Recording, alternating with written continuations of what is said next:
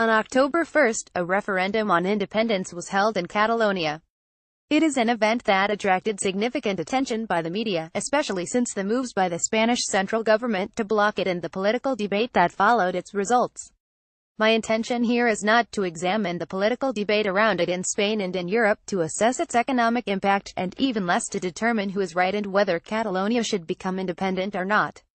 Instead, what I wish to do is to raise two often neglected but extremely important aspects of the issue, namely the historical roots of the Catalonian separatism and the problem's nature from the perspective of international law. The original institutional order, the medieval period, and the fueros. To understand the whole issue, it is necessary to start from history, as it is an important aspect here as it always is. During all the Middle Ages, today's Spain was divided in various kingdoms, among which there were the Kingdom of Aragon and the Kingdom of Castile. With time, these two polities became the most powerful ones in Spain and they began ruling other minor political entities. As a consequence, their nature slightly changed. As a matter of fact, they became the crowns of Aragon and Castile. Simply put, a crown is a confederation of smaller polities ruled by the same king, thus forming a single kingdom. As an example, the crown of Aragon was nothing but the union of a series of entities: Kingdom of Aragon, Principality of Catalonia, Kingdom of Majorca, and many others that were all ruled by the King of Aragon. The situation changed again in 1492, with the marriage between King Ferdinand II of Aragon and Queen Isabella I of Castile. As a result of their marriage, the two crowns of Aragon and Castile practically merged and became the Kingdom of Spain, which has the former crown of Castile as its political pillar. Still, significant forms of autonomy remained to Aragon and its subordinate political entities, thanks to a system of privileges known as fueros, which were granted by the monarchy to Catalonia as well as other regions of Spain. In particular, the Principality of Catalonia continued having its own constitutions, which were a system of juridical norms that had to be approved by the courts, the Principality's legislative organ. After his coronation, the King of Spain even used to summon the courts and swear on such constitutions. This system granted a notable degree of autonomy and self-ruling to Catalonia, as well as to the other areas of Spain where it was applied. The suppression of the fueros. Things would change dramatically at the beginning of the 18th century, with the War of Spanish Succession 17,021,714. Now, let me open a parenthesis. This conflict is a major event in modern European history, but unfortunately it is often ignored. It is a complex war with multiple implications, but here, I will only talk about its impact on Spain. In short, the war was sparked by a succession crisis over who were to become King of Spain. The conflict opposed two rivals. The first was the grandson of King Louis XIV of France. He was crowned as King Philip V of Spain in 1701 and he ultimately prevailed. The other was the Archduke Charles of Austria, later Emperor Charles VI of the Holy Roman Empire. The two men represented not only the interests of two different powers, France and Austria, and their allies, but also two different governance systems. Philip V supported the absolute monarchy model that his grandfather had established in France, which was based on the centralization.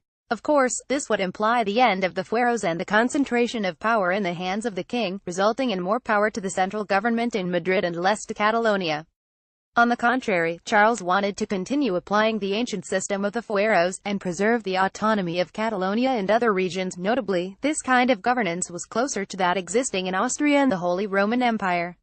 So, it is not surprising that most Castilians supported Philip, whereas the Catalans were largely pro-Charles. However, the war turned bad for the Catalans.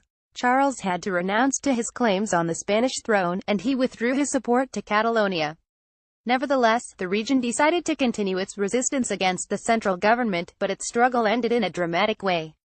The troops of Philip V besieged Barcelona and, despite its firm resistance, the city was conquered on September 11, 1714, a date that marked the collective conscience of the Catalan people and that still has a major importance for it. With a series of legislative acts known as Decretos de Nueva Planta, the king abolished the fueros system in the regions that had supported his rival Charles.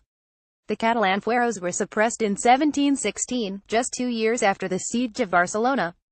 Symbolic importance of 17,141,716 events for Catalan national sentiment. Previously I mentioned that the long historical digression would be important.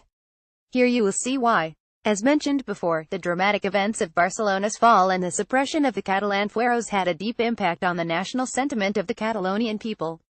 In fact, September 11th marks the National Day of Catalonia, known in Catalan as Diada. This date is seen as a founding episode of the Catalan national conscience, the apex of its heroic struggle to preserve its identity and liberties from Philip's absolutism, and it celebrates the values for which the Catalans fought for. Today, those values are recalled in the discourse of the Catalan political forces in favor of greater autonomy or even more independence. It is interesting to note that the defenders of Barcelona in 1714 claimed to be fighting for freedom, and not only for them, but for the whole of Spain. This is demonstrated by the famous announcement Catalan in Spanish texts here published by the Catalan authorities in the last phases of Barcelona's siege, when they called the people to fight for their homeland and for the freedom of all Spain. Now, I am not an expert of the political debate on independence inside Catalonia, but it seems that this kind of discourse still exists today. As this article suggests, the Catalan pro-independence forces still claim to be struggling for freedom and for a more equal and open society against the conservatism and centralism of the government in Madrid. Today, as in 1714, the Catalans affirm to be protecting not only their freedom, but that of Spain as a whole, in an effort to build a better country. Therefore, the problem is not only about Catalonia, but about Spain's entire political institutional order, about its very nature as a polity. As such, beyond the ethnic-linguistic divides, the issue is about the future of Spain, and not only because of the risk that it may lose one of its most economically prosperous regions, but because its institutional system is put under discussion. Restablecer los fueros, and this brings the fueros back.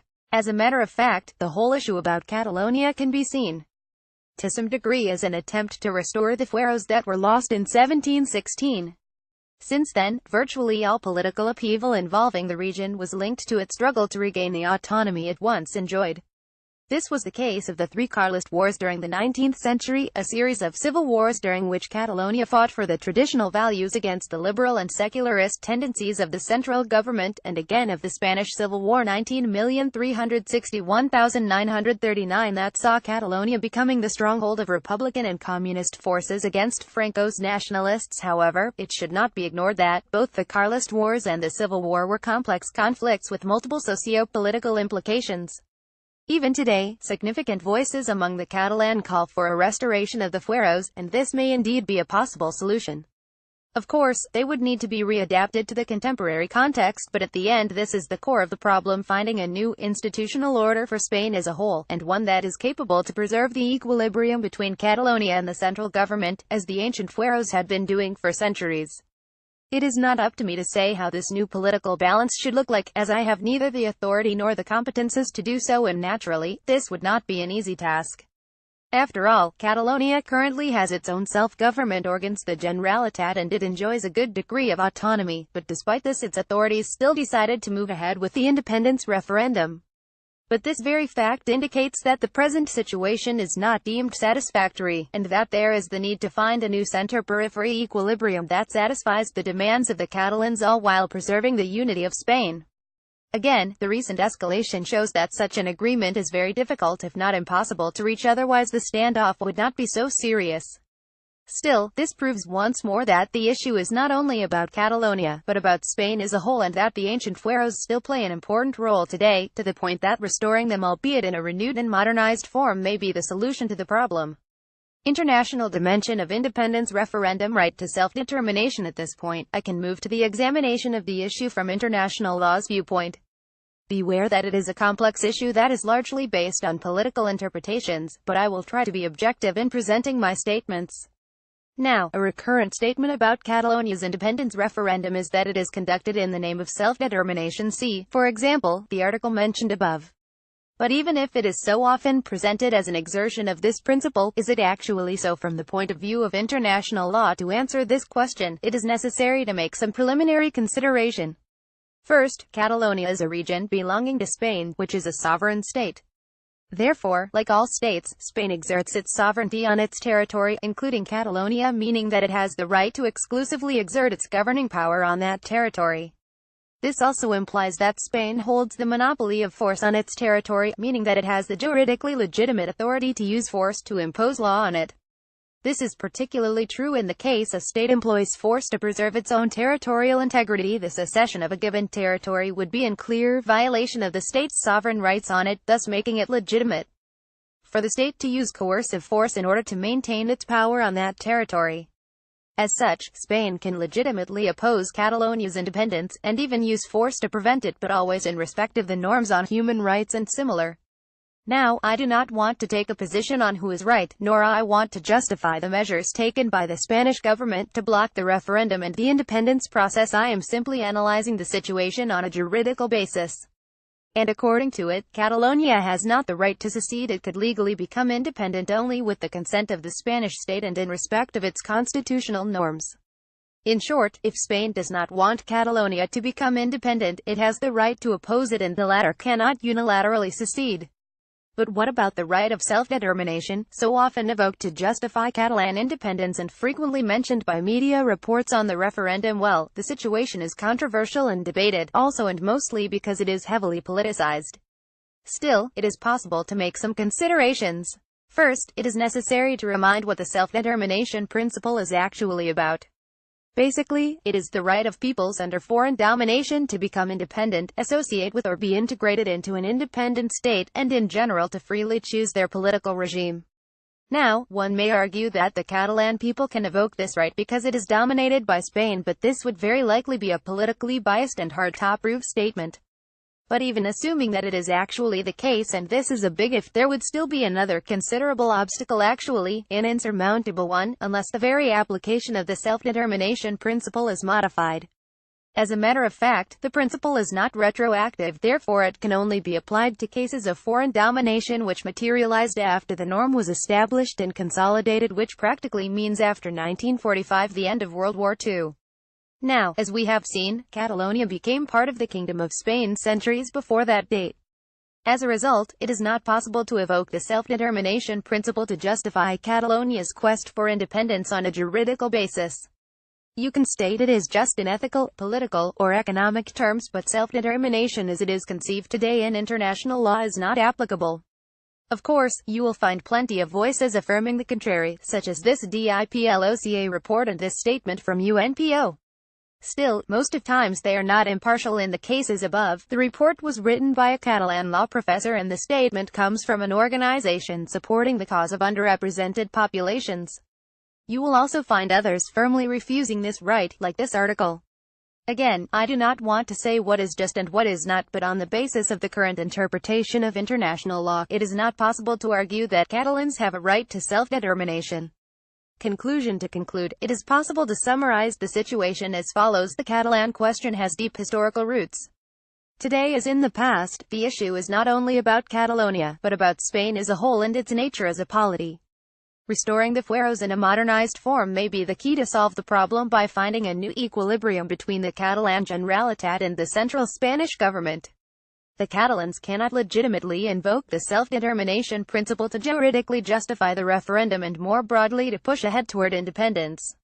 About the author. Alessandro Gagardis runs the website Strategicos, and holds a master's degree in international relations, professional focus, diplomacy and conflict resolution at the Université Catholique de Louvain, Belgium.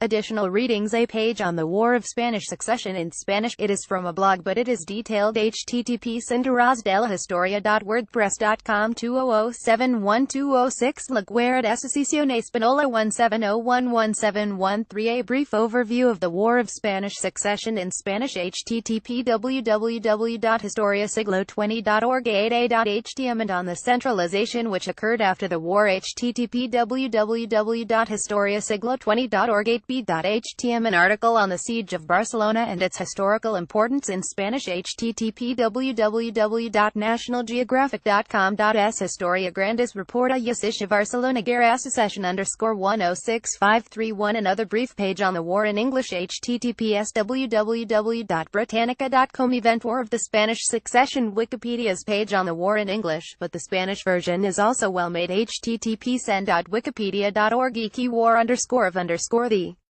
Spanish Succession. Did you find this article informative? Please consider contributing to Eurasia Review, as we are truly independent and do not receive financial support from any institution, corporation or organization.